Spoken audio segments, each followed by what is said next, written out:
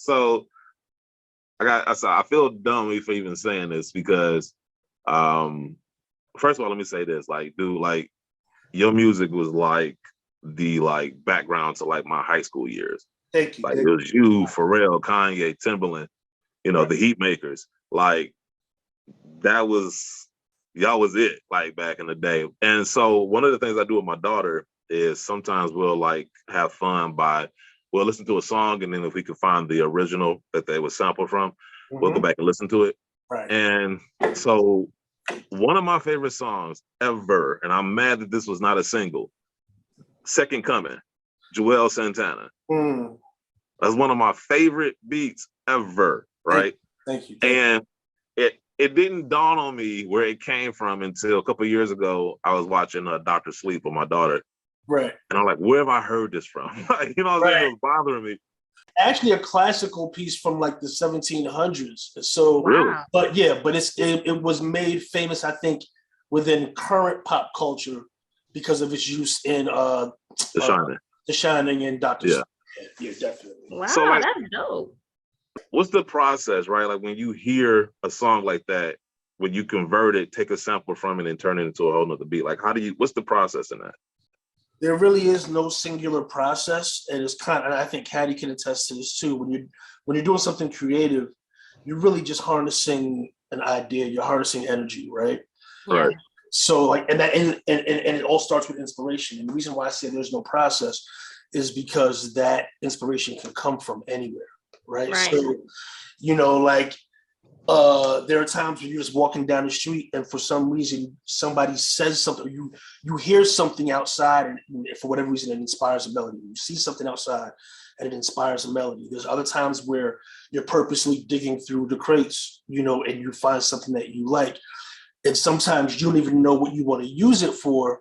So you might tuck it for later. Sometimes you might create something out of it right there. In the case of the Second Coming specifically, Nike had asked me to do the record. Right. They weren't sure who they were going to put on it yet. But I knew what I wanted it to sound like. It just so happened to be that, we ended up getting Jewels. But in that case, I already knew that I wanted to create, because it was going to be used for a commercial and have this, it was just, this going to be the push of, what was it, after the 25th anniversary of the Air Force One. I knew I wanted it to be big and triumphant. So in that particular case, I went through a box of classical records that I had and landed on that. And I didn't even make the Shining connection until a bit later, like a few weeks later. I was like, that's where I know that piece from. So was it just me then? No, it wasn't, because I know The Shining and I wasn't thinking about it, but I wasn't thinking about it in that context when I created it. But, so I went in, chopped the sample up, made the beat, but then we actually had a 24-piece orchestra come in and replay the whole thing. Wow. Because it was Nike, we had a decent budget to work with. This was a big campaign for them, so they were willing to foot that bill. So we had something like a 20-piece orchestra come in. Damn. Ooh, that's fresh. Replay the whole thing. And then I took that back to the studio and layered that with what I had already done. It wasn't a difficult process in that particular situation. But like I said, just like how Katty, every shoe is a different journey. Every beat that I make, every record that I produce, or every song that I co-write is also a different journey. That one was pretty straightforward. Sometimes when you know what the mission is, it comes easy. In that particular case, wasn't a lot of obstacles. It was just channel the energy that came to me, put that inspiration out into the world, and that was it. That was the height of Nike basketball, because I still remember that commercial. Right, yeah, that was crazy. You had Kobe and Sean Marion and Amari Stoudemire. Like, that was Nike basketball at its height. And so that song still sticks with me. Like, it's certain commercials, like the conductor commercial that they did with Kobe when he retired, and the 100-foot rim with Michael Jordan. Right. So like, it's certain commercials, obviously the ones with Spike Lee, but it's certain commercials that still stick with me. But it's interesting that you tied it in with the customizing, because Katty, I did some research, and so you started off doing jerseys and jackets, right? I sure did. Yeah. Yep. I Yeah. had to go all the way, but you know how far back I had to go on your Instagram for that? All the way to 2012, maybe. Dude, I was like, I'm in 19, it was 1990 something. Yeah, I started off customizing clothes at first, jerseys, Letterman jackets, and like just, you know, like sweatsuits and things like that. Definitely. No, yeah, I saw something. I'm like, man, like, I mean, kind of want you to start like, definitely Bring with it the jacket. back. Yeah, like, Oh, I because will. back I then, will. I because back will. then it wasn't Katty Customs. It was Katty, what, Lenore? No, Lenoir. So I have Lenoir. a brand, a clothing brand named Katty Lenoir. So I was doing that first, and it was like, it was good, you know. And then it was crazy because I was in dental school. I got my degree in dental, and as I was in school, I've always been a sneakerhead since I was 14. So I had a pair of sneakers at home, and the bottom, you know how the bottom turns yellow. So at that point, it wasn't no sole stuff to turn the yellow back white. So I ended up painting it. Yeah. Wore it to school, and my friends was like, "Yo, you still kept them fresh?" And then I was like, "Yeah, I did." I was like, "Actually, I kind of, you know, painted it back white. It wasn't even like no shoe paint. It was just like some regular paint that started cracking and peeling right when I was wearing it, but people were still liking it." So I was like, "Okay, maybe I'm on to something." So I did another pair of shoes. I did some Adidas, some old Adidas, posted it, and then people were like, "Wait, you customizing shoes now?" And then I was like, "You know what? Yeah." And then from there, it just took off. So you self-taught then? Yeah, I'm self-taught. That's what's up. I love that. Yeah. Like, because that's back at an age where, like, you know, customizing and all the other stuff is hot now, but back then, you know, it was definitely a passion. Oh yeah, for sure. Back then, people would look at customized shoes as fake, like those are fake. You know, they wouldn't look at it as like a wearable art. They'll just be like, "Oh, nah, it got to be original color or nothing." You know what I mean? So a lot of people were like, "It's fake," but now, yes, it's so much popular than what it used to be, which is great. One of my favorite customers, because like I said, I went back and did my research. One of my favorite ones that you did, and I will be shocked if Jordan Brand doesn't do this at some point. It was the white and red. It was the cherry 13s, and you made the red part like shimmery. Oh, with the glitter, yeah. Yeah, I was like, that's hard. Like, thank you. It was so simple, but I was like, yo, that's hard. Like, yeah. And I would be surprised if Jordan Brand. Now, how do you feel like as a customizer? Have you ever seen something you did and then later on you saw like the brand come out with the retail version of your custom? Absolutely. At least like 9 pairs. I swear. And then at first I was like, maybe, you know, I don't think they're copying me. I don't want to say that. Even to this day, I don't want to say they took the idea from me.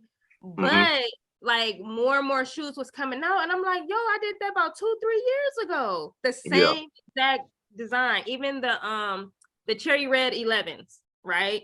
Yeah. I did those. I dropped those the Christmas before they dropped the actual cherry red 11s the next Christmas. And I was like, I just dropped these last year. Did like a limited release. Like my own little Katty Customs release. You know what I mean? I only did probably like 4 or 5 pairs. And people was like, yo, this is dope, this is dope. And then actually the following year, Jordan, you know, came out with the all red Jordan 11s. So I did some research. I'm like, okay, I just did these last year. So I read something that Jordan and Nike, they have a design, but it takes about 2 years for it to, you know, for them to develop it and release it. So I'm like, okay, they didn't get this from me then. They probably already had, we just had the same, you know, idea. But then it was like these Nike foam posits. They were navy blue with the gum sole. Do you remember those? Yeah, I remember that.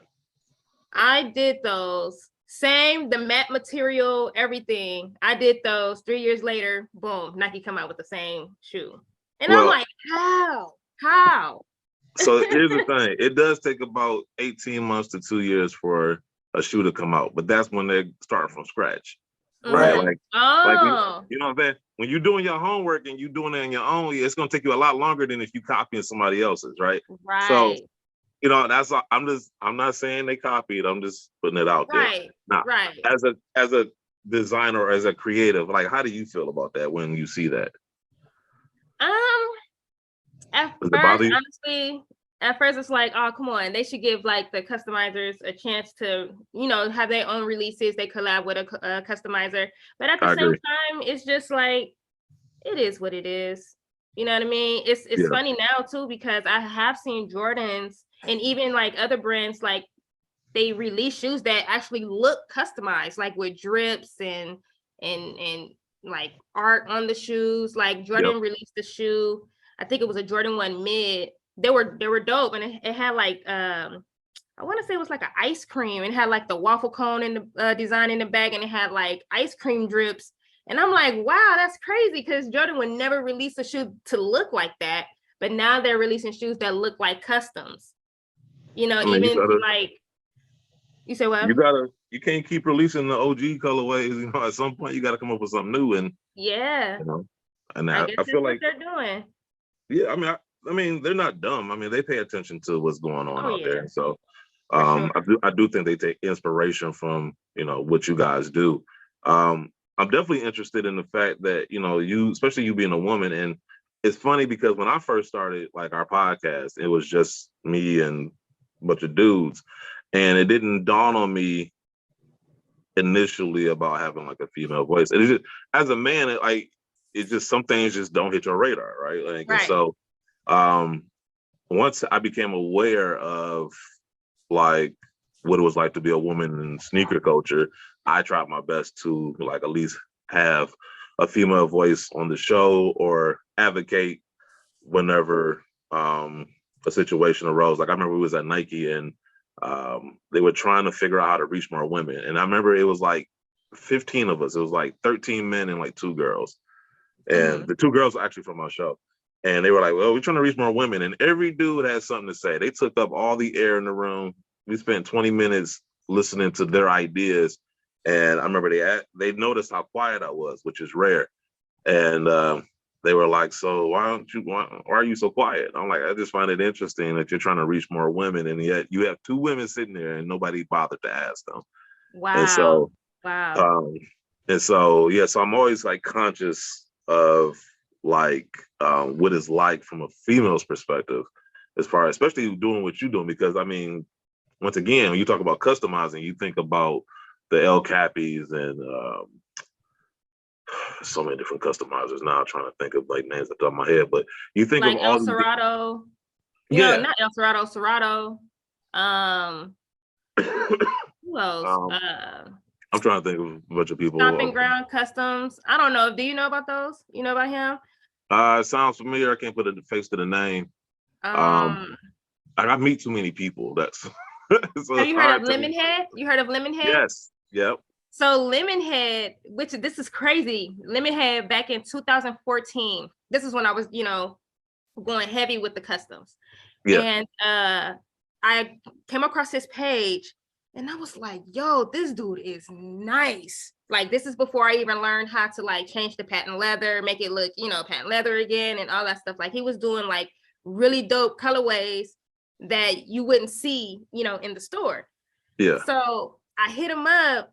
I don't even know if he remembered this or know this, but I hit him up and was like, yo, I want you to customize me a pair of shoes, yada, yada, yada. He was like, yeah, that's going to be $400 and something. I was like, yeah, all right, cool. And I just was like, okay, I never reached back out to him, right? But right. I loved his work. Even to this day, I love his work. And he really was the one to inspire me to go harder on my customs. I was like, yo, if he knows how to do this, then I'm going to learn how to like do this. You know what I'm saying? Right. Like, I'm going to start getting, you know, the Jordan 11s and change the patent leather and do all that stuff and, you know, and just go crazy with it. One thing about me, if I find something that I like, I go hard. Like, I'm going. I can tell. Yeah, I'm gonna do it. Like, so you do restorations too, right? Yeah, I do that too. So, okay, what's the hardest work? What sneaker have you had to like work the hardest to bring back to life? Oh man, it's been a few. Okay, so for instance, I have this. I had to do this pair SB Dunks. They were like Tiffany blue and red. Right? Okay. I don't know. Yeah. I can't remember the name of them, but they were super, super, super old. Like, the guy brought them back to me. They were beat up. So he was like, can you put the original color back in? I'm like, yeah. I told him yeah, but I wasn't sure. But I was just like, just give them to me. Let me see. Say yes and figure it out later. Yeah, exactly. So he gave me the shoes. I deep cleaned and conditioned them. You know, I cleaned all the dirt, deep cleaned and conditioned them. And then I had got like some Tiffany blue paint and mixed it with like this stuff to make, you know, so once you put the paint on the shoe, the suede still feels like suede, don't feel like it's painted over. So I did that, repainted the sole to make it look to make it white again, and it looks perfect. I have it on my page too. You got to go all the way down, but I brought that shoe back to life, and once I did that, that's when I knew I could restore shoes, even from, you know, re-gluing the soles and all that stuff too. So just I got a question for you, because this kind of ties into this. So so when you make your beats, right? I feel like sometimes, depending on the artist, they can enhance the beat. Like I heard stories about like Tupac when he was with Death Row, like the Machiavelli album. I remember hearing stories about he worked with some of the people, like there was a group of people that were kind of like made fun of because like nobody used their beats, but he used it for the Machiavelli album. And when you listen to those beats, they sound hard as hell, especially with him rapping over it. And so are there any like beats that, you know, you were proud of, but then when you heard a particular rapper rap over it, you was like, whoa? Here's the thing is, it's like, for me, it's not just like anybody can make a beat, right? Like, Yeah. let's be clear. Now, some people will just make them better than others. The same way anybody can physically paint a shoe, but some people are gonna do it better than others, right? Right. So it's like, for me, the goal is not really to make a great beat. The goal is to make a great song. And the reason I say that is because when I'm creating, I generally have an idea of who I'm creating for. And you have to remember that you have to leave space for the artist's voice, because that artist's voice is an instrument as well. It's the lead instrument on a song. You know, the same way you listen to a Kenny G record, I'm just using a random name. You listen to Kenny G, you know, you're gonna hear sax, right? So you're creating that music, you gotta leave space for the sax. In this particular case, I gotta leave room for Ho's voice. I gotta leave room for whoever's voice. So for me, it's like the record, the goal, being that the goal is not to make you want the beat to be good, you want the track to be good, but overall the goal is to make a good song. So for me, it's like, you know, I'm kind of waiting and anticipating that, you know, what that person's performance is going to bring to the table, and I leave space for that. Now, there are some songs that I've done where like the beat is cool, but the artist's performance really brings something out of it. I think a great example of that is Freeway's What We Do, right? Like, you know, people love the track, but I'll give you an example. Like, people love that track, but had Free Beans and Hove been, you know, if they didn't come the way they came on it, it might not have it wouldn't have gone over the same way, right? Right. You know, if the lines weren't as memorable, if the flows weren't as in pocket as they were, it might not have gotten the same reaction, right? So in that case, it's complementary. Whereas, say for example, like in the case of for example, like an Oh Boy, the song is already there. It's almost a matter of just having to fill in the blanks. Agreed. Because the part that everybody's gonna sing along to is the boy, boy, oh boy. Right. So that record would have been feasibly dope by a number of artists, because the main part that everybody loves is built into the track itself. Now, that's not to say that you could just put anybody on that song and it would have been a hit. But the star of that particular show is the beat and the boy, boy, oh boy. It was the catchy part of the record. Right. Yeah. So so in every situation, you know, it's different. But ultimately, I think, you know, the main thing is the goal is not to make a great beat. You know, it's to make a great song, and that's what really separates, you know, a beat maker from a producer. Like two songs on top of my head. Right. where like Streets is Talking, right? Beanie Siegel, his verse on top of that beat is like one of my favorite like verses ever. I'm like, yeah, he killed that. And then No Love, Wayne and M killed that. Definitely. And then with the way M and Biggie are like two people that I could think of who just ride the beat in a certain way that's like unique to them. So you know how I'm saying most times I know who I have in mind when I'm creating? Yeah. But then there's some times where you don't. That was one of those situations where I did it. I actually made that a few months before. I was like half asleep in the studio, in my old studio. And yeah, I was laying down on the couch and the idea hit me and I grabbed the laptop, sketched it out and went back to sleep. And sketched out the basic idea. And then a few months later, I was at M's studio. We were working on the Recovery album. And it was one of those days where like ideas weren't coming to me. You know, I was out there for maybe like a month or so working on the album. Here in Detroit? Yeah. Oh man. And a lot of like, you know, some days you have some days where you're on fire, you're cranking things out left and right. Then you have some days where it's just like it's a creatively dry day. Those are the days you go and pull stuff that you might have never finished, or just go back to your older ideas. Yeah. And you never completed. And that was one of those days I remember that I had that sketch done. So I pulled that up. And the framework was already there. I think I just basically enhanced it, and then went in the booth, you know, tracked it or brought it up in the studio, and then went in the booth and sketched out like the skeleton of a hook. And came up with the part, the first part. No, it's a little too late. Yeah. And then but when I brought it to him, I already had that's right, you get no love, oh no love. So I just did that as a sketch to show him what the hook could be. He ended up keeping my vocals on it. So like on the record, that's me singing. Word. Yeah. But that was one of those situations where I didn't have a particular artist in mind. And I just kind of pulled that out after the fact. You know, but it ended up working. But like you said, talking about flows and the way they found those pockets, you know, again, that goes back to what I was saying about leaving space for the artist's voice. Like, if I had just wanted to create the craziest beat ever out of that sample, I could have went way, way further. Yeah. But it would have been so cluttered. The artist's voice wouldn't have had a space to breathe.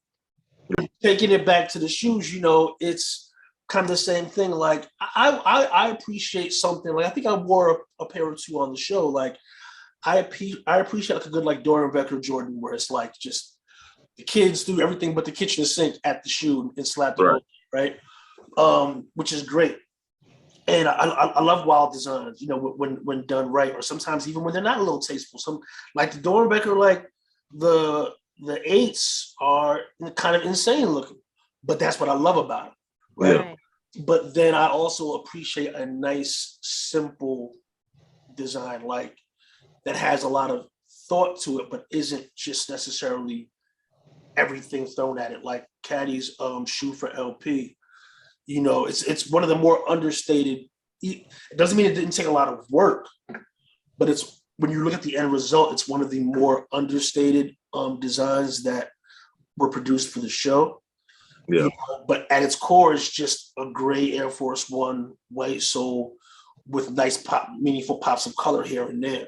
And, you know, that's actually one of my favorite designs because of its simplicity. And a whole lot of other ones too. Other people was like, yo, those is the sickest ones. Like I was getting a lot of great feedback on that pair. Right. Like y'all did it with that one. Yep. I mean, yeah, you've been killing it lately with a lot of the different shoes. You had some Hirachis I saw. I'm like, all right. Like, yeah, thank you. Thank you. Now, how long does it take y'all to find a pair? Like, if it's a specific pair that you're trying to wear, how long does it take you to find it? Oh man, Some of them be buried in my closet.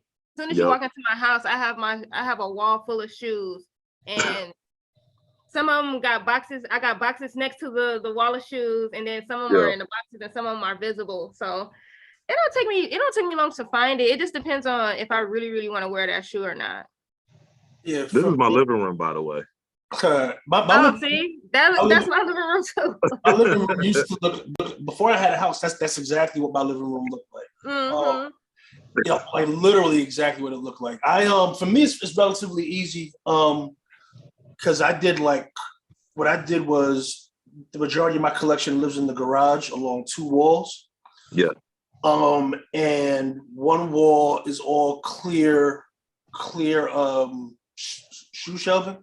Yeah. So like it's individual boxes, but they're all see-through. So I could literally, and what I did was, when we moved in, I had there was one guy that was specifically hired just to deal with my clothing and my shoes. Yeah. So because he's a younger guy, kind of like similar age group, so he knew what was what. So everything is kind of grouped. So like in terms of what's in the clear boxes, like all the Air Maxes together, all the Jordans is together, all the Dunks is together, all the SBs is together. So it's pretty much work. That's too much work. For me, I had the advantage of moving into a new house and having to have things put in, right? Right. Yeah. So it was easy for him to just boom, boom, boom, boom, boom, get it all done. And then the others, like that was stuff that I got rid of the boxes for. The stuff that I kept the boxes for, like the more rarer things, are on a different shelf, and they're all the labels are facing outwards. Yeah. So, but the really rare stuff a lot of times doesn't have labels on the box. It might just have the sample strip or whatever. Yeah. Or a contact name on the side. Yeah, or a contact name, from either from the company or from the factory. Yep. So those, it's just those you're gonna rarely wear, if ever, anyway. So, on times like, say, for example, when we were shooting the show, if I wanted to wear something special, I just know I go to that wall, and just physically take the boxes out. But that's maybe only like 100 boxes or so. So that's not too. Ooh, that's a lot. A lot of my collection was amassed in a different era. The internet wasn't what it is now. Right. Drops weren't necessarily back then. Drops were you had to know somebody. Yep. So like if something was dropping at Undefeated or at Nort or any of the old boutiques, you know what I mean? Back when they were boutiques, Undefeated is huge now. Yeah. But like if you back then you had to know somebody at the spot or at at Clot over in Hong Kong with Eddie and Kevin and those dudes. You had to know somebody. So it was easier for somebody like myself to get things because I knew the people that were moving and shaking, and I didn't have to compete with bots and a bunch of people online, all beasting for the same shoe, because a lot of times back then, people didn't find out about the really exclusive or hard to find stuff until it was out or until it was already gone. Sneakers taught me 2 things when I was younger. 1, my Roman numerals. 2, it taught me how to network. Right. Because you had, like you said, you had to know people in the stores. Like you had to, get friendly with the managers. Sometimes they give you a heads up and let you know what's coming out if you were one of their top customers and whatnot. Right. And, nowadays with the internet, everybody, knows everything. Like the shock drops. Like everybody, it's not even a shock drop no more. Like nobody's shocked. Yeah. Right. Like, It was a smaller community back then. Yep. And I kind of miss those days. Like waiting in line, you see the same faces and stuff. And Right. Yeah. I miss those. Y'all can choose not to talk about it or not, but like anybody got any comments on this whole Kanye situation with Adidas?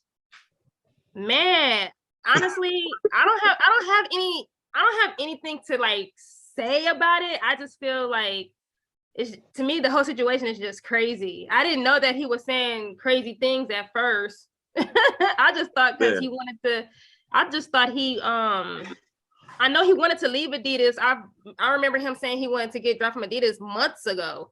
And then he finally got dropped. So I'm like, okay, that's what he wanted. But then to hear that he was talking about, the Jews and stuff, I'm like, oh, like, I don't even know what he said because I don't even really like to go into politics like that. But I was just like, dang, I just pray for him.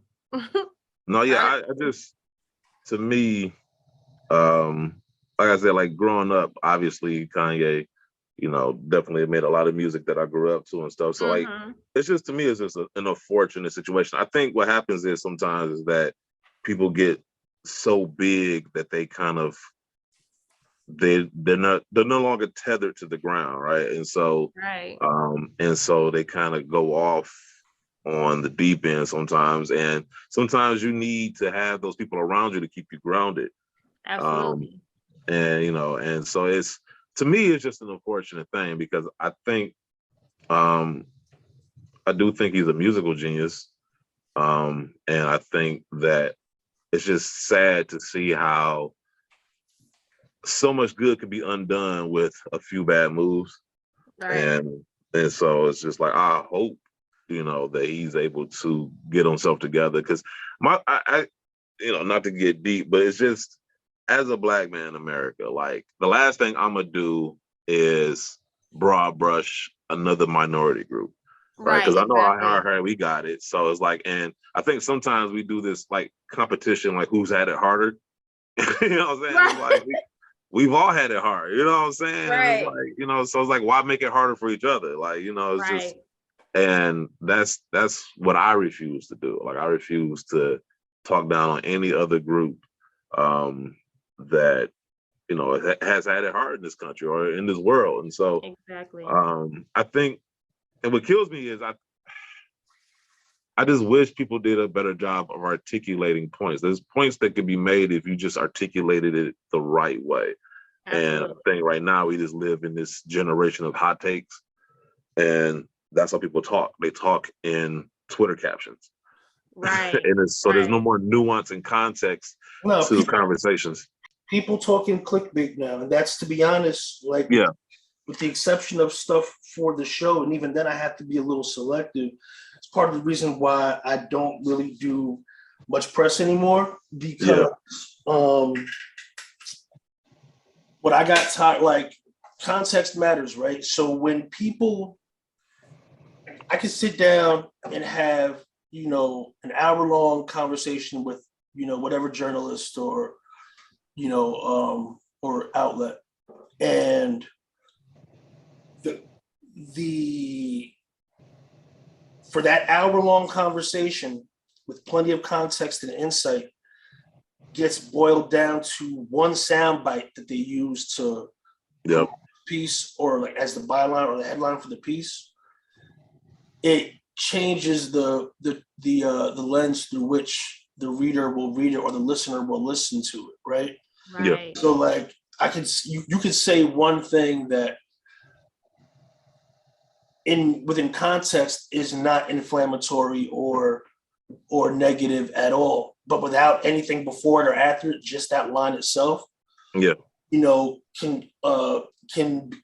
come off differently. So when I would see articles come out where either they would take the interview and split it up into 10 pieces to maximize the content for hits, that can have a negative effect as well, because you might be talking about something at the end and then it might come back, or in the beginning, it might come back at the end. But if you don't have those two pieces of the conversation to bookend it, it distorts the point of those things being brought up, or distorts the point that you might be trying to make. And like I actually I think I had a thing going on Twitter for a while where I was like, don't clickbait me, bro. Like, that was my hashtag for a while. Don't clickbait me. And I got so frustrated with it, I just kind of was like, I'd rather just not really do press, because I try to present myself a certain way. I try to make an effort to give real insight and real information. Right. And when it gets boiled down to, one sentence for a headline, like, you might talk about 25 different subjects, right? All to varying degrees of depth. Yeah. And then you might say, in that context of your conversation, you might say, such and such, or this particular song wasn't this artist's greatest moment, but this was, right? But then the headline will be like, Just Blaze says such and such wasn't such and such's best moment. Right. Yeah. Right. Yeah. And it's like, did I technically say that? Yes. Was that the point? No. No, exactly. But framing it that way makes it look more controversial, which generates more clicks. Right. So Right. being that we're in that clickbait, being that we're in the age of a clickbait culture. I mean, we have been for some time now, don't get me wrong, but being that we're in that age, it's what you do notice is that people then start to communicate that way, like you said. Yeah. People speaking hot take. This is why I started doing the podcast more and stopped writing as much. But speaking of, because like our show, we were like one of the first podcasts out there, right? There was OSD Live before us, but they had stopped for like a couple of years, and so there was like a space. And at the time, nobody thought a podcast was viable, a sneaker podcast. This is before the whole podcast wave, right? Everybody and their mom was doing a podcast now, but we did a sneaker podcast, and people at first didn't think it would work, and then after a couple of years, that's when everybody saw it was a viable thing, and everybody started coming out with their own podcast and whatnot. And I always wondered what would be, because it seemed like everybody was just kind of rebranding the same thing, like we're going to do a sneaker podcast too, but with a different name, and it was like the same content over and over again. And so I always thought, like, what are the different angles that sneaker wise that you could come up with? And that's what I find interesting about your show, Fresh Pair, is that it's taking the interview approach and combining it with sneakers by, Katty customizing a sneaker for the people that you're interviewing that particular episode. And I thought that was like an interesting concept. What it really is, the sneaker serves as a conduit, right? Yeah. So the way I liken it is, if you go to like through our the way our creative process is structured, an artist is secured and presented and brought to the table. And then Katty and I will have conversations about the artist's history. Me being a bit older, and in many cases having personal relationships with these artists, I have a lot of information, right? Right. Just in terms of who they are as people, who they are as artists, in some cases what their life journey is like, things that they like outside of music, what their interests are, certain significant times or periods in their lives. And then she and I will then take some of those concepts and figure out which ones would translate great to a shoe and how. Whether it's through texture, whether it's through color, whether it's through material, presentation, things of that nature. But all that really serves to do is serve as a conduit to the conversation with them. Like the way I liken it is like, you ever watch a talk show, you watch Jimmy Fallon, Johnny Carson, David Letterman, whoever, they always had the cue cards, right? Like for things that questions they want to ask. For us, the shoe is basically a really dope cue card. Yep. Yeah. I see that. And that was really the idea. So it's like, and it was a little bit of confusion at first because like there were certain guests that we would have on that weren't necessarily sneaker people. I don't know anything about shoes. They would be hesitant to come on the show. Like, I'm not a sneakerhead. Right. You don't have to be. Like, we're not going to be asking you about a sneaker release. We're not going to be asking you about specific shoes. It's actually, and the funny thing is, as much as the show centers around sneakers, it's not really a sneaker show. Now granted, if we have a guest who is a sneakerhead, then we have the opportunity to go in a little bit deeper, right? So like, say for example, like Wale will be a great guest because we know his kick game is crazy and he actually has the nerd level knowledge of these shoes, right? Yeah. Because that's the thing, is just because somebody has a lot of sneakers doesn't necessarily mean they're a sneakerhead. Like there's totally agree. Plenty of celebrities and artists that I know, who have a wall or a closet full just like myself, but like that's because they are who they are, so they get things sent to them. You know what I mean? Or they have a good stylist. Yeah. They're not necessarily they're not or they weren't ever like necessarily in the trenches trying to get these shoes in the process gaining the knowledge. Right. So, and that's not a knock on them. It's just, I feel like there are going to be certain types of individuals, which is why I brought up Wale as a great example, who actually have a knowledge of the shoes. and the specifics and the history and whatnot, you know, that would that can change the conversation. You know, that's something that I think I want to focus on.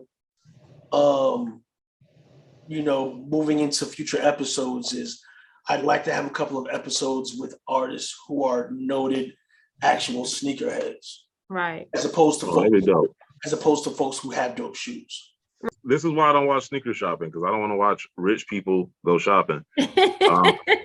Like, you know what I'm saying? It's like being homeless and being forced to watch people eat. You know what I'm saying? It's like, right. Why do I want to do this? Why am I signing up for this? Right. But no, I like Joe LaPuma. I just don't like everybody else at Complex. What I really love about the concept of Fresh Pair is the fact that we're really telling a story about the artist on one shoe. You know what I mean? And when they get that shoe, they could look at it and be like, wow, like this mean this mean that. Like every part of the shoe is dedicated to their journey. You know, it tells a story. So that's what, you know, that's what's so unique about our show is that, you know, their life is on a shoe. And it's not going to be released to anybody else. You know what I mean? Unless, you know, we do something like a raffle or, you know, like in LP's case, we did a charity with a few more. Yeah, like a charity or something, right? That would be the only way they'll be able to get that shoe. But it's just cool to know that, you know, these artists come on and they have a special shoe that's made for them. Well, how did y'all even get together to even do this show? Like, were y'all already friends, or were y'all brought together because of the show? Well, we were brought together, but you can tell it, Jess. Yeah, no, we were brought together. You know, Uproxx was founded by Jared Meyer, who used to own a record label called Rawkus Records. Like Rawkus was the home of Pharoah Monch, Mos Def, Talib Kweli, Big L. You know, a lot of seminal artists from the 90s and early 2000s. You know, that was Jared's label. And when he folded the label, you know, he came back with Uproxx. So, you know, I've literally known Jared since I was a kid, you know, when I first moved to New York. So there's always been a line of communication there. You know, we've always been in touch one way or another. So yeah, I know, you know, Steve had, and there's also Steve Bermucci, who's the showrunner, who works for Uproxx. And, you know, he had already been talking to Katty. I think, you know, he and Katty had probably been in conversations for maybe about a year, just in terms of like figuring out an angle to shoot some kind of content or whatever. And then at some point, Steve and Jared had the idea to bring me in and kind of just make me the Yoda, or, you know, the OG, the Obi-Wan of the situation, which worked out great. You know, and at first I was like, do I want to do this? And that wasn't because of any one particular person or situation. It was just, you know, do I want to commit to doing this and everything that comes along with it? But once I did a little bit more, I knew Katty's name. I didn't know her work heavily like that. Once I went and took a look at her work, did the same thing you did, went through the Instagram and, you know, saw the type of things that she was doing. I said, all right, maybe let's have a conversation. You know what I mean? Because for me, it's in any collaborative thing that I do, you know, the chemistry has to be right. Like, because you can have, taking it back to the studio analogy, you can have a great producer, great songwriter, great musicians, great engineer. Doesn't mean you guys are all gonna make a great song, right? Right. If the energy isn't right. So my main thing was, well, just connect us and let's have a conversation. You know, and the energy was right and the energy was there. So that's not like necessarily when I said, okay, we'll do the show, but I'm like, all right, at least the energy is good. Let's see what we can make this show into. This idea that you guys have, let's see what we can make it into. And within a matter of a month or two, we had banged out something that we all felt confident in. And that's when we agreed to go ahead and actually make this show a real thing, put it out into the world. And thank you, Jeff.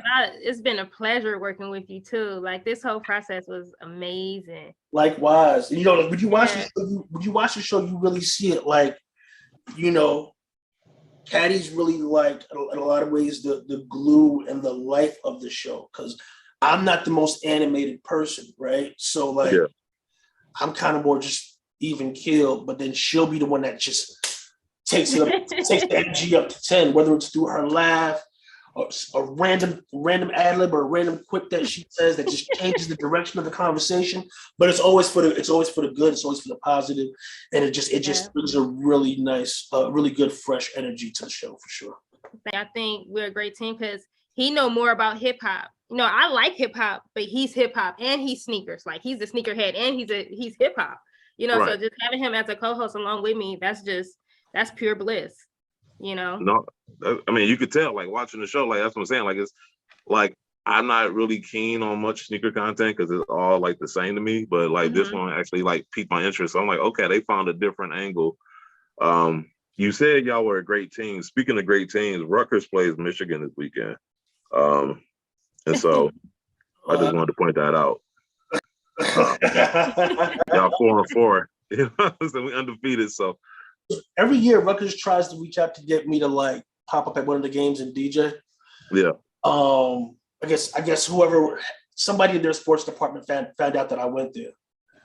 So like every year I get a DM like, so can we lock you in for a game this year? And I'm like, it's not that I don't want to do it. It's just time-wise, it hasn't worked out. I think I'm gonna make it a point to do that next year.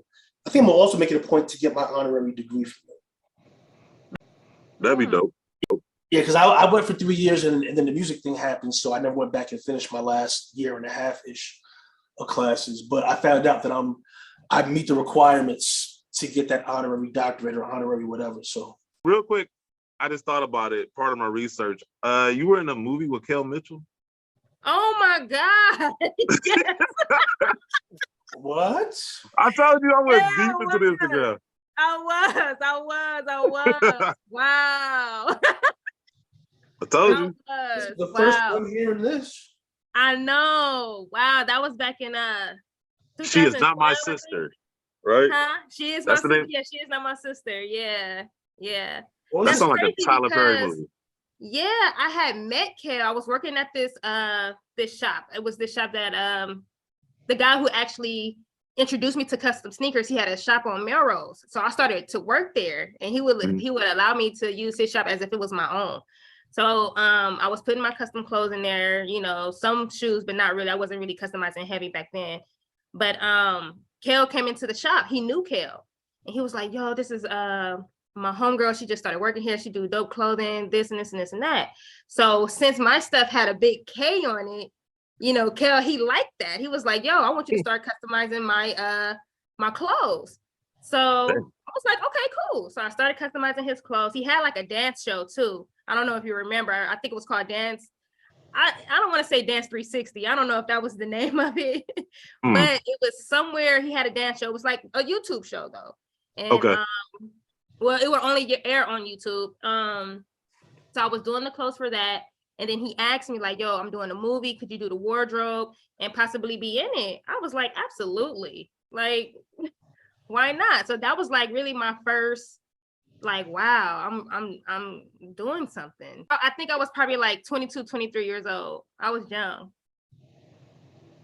I'm 34 now. So that was a minute ago. That's still young.